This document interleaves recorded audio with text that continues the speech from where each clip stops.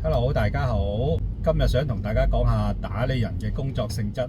如果未訂閱嘅朋友，麻煩幫手訂閱、分享俾朋友同埋讚好，謝謝。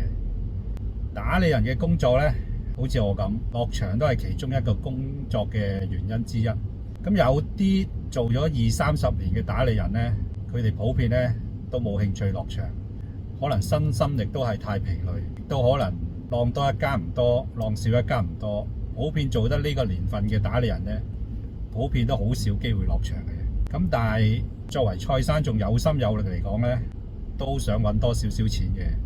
有啲師兄以為同車主攞咗部車返嚟，跟住上網登廣告，車尾度貼啊，招聘司機廣告，咁就做得到。咁呢個諗法呢，就其實係錯嘅，就唔係你哋想象中咁容易。第一，而家呢啲混能車按金墊底2萬蚊，每一個車主一部你要攞2萬蚊出嚟俾個按金。經濟方面，你有冇咁嘅能力去應付10部、20部或者100部咁嘅按金呢？呢個係其中一個考慮因素。其次就係一般正間司機休息，你有冇咁多替工？有冇其他人頂你？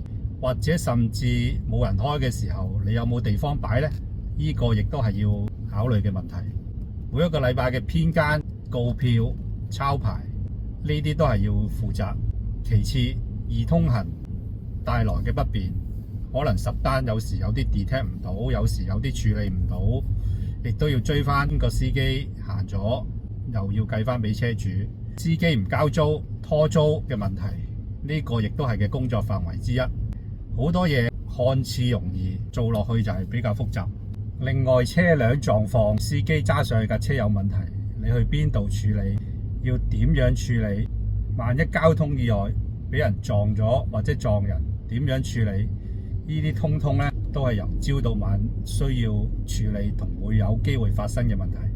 行內呢，而家都有啲的士嘅租霸，呢度租幾日，嗰度租幾日，呢度拖到3000蚊，嗰度拖5000蚊，之後就不了了之，失咗蹤。咁我哋呢幾年呢都有個資料庫嘅，如果有需要嘅打理人或者車行，可以互相交流下資訊，互相幫忙，互相合作，可以大家避免不必要嘅損失。呢一集講到呢度差唔多啦。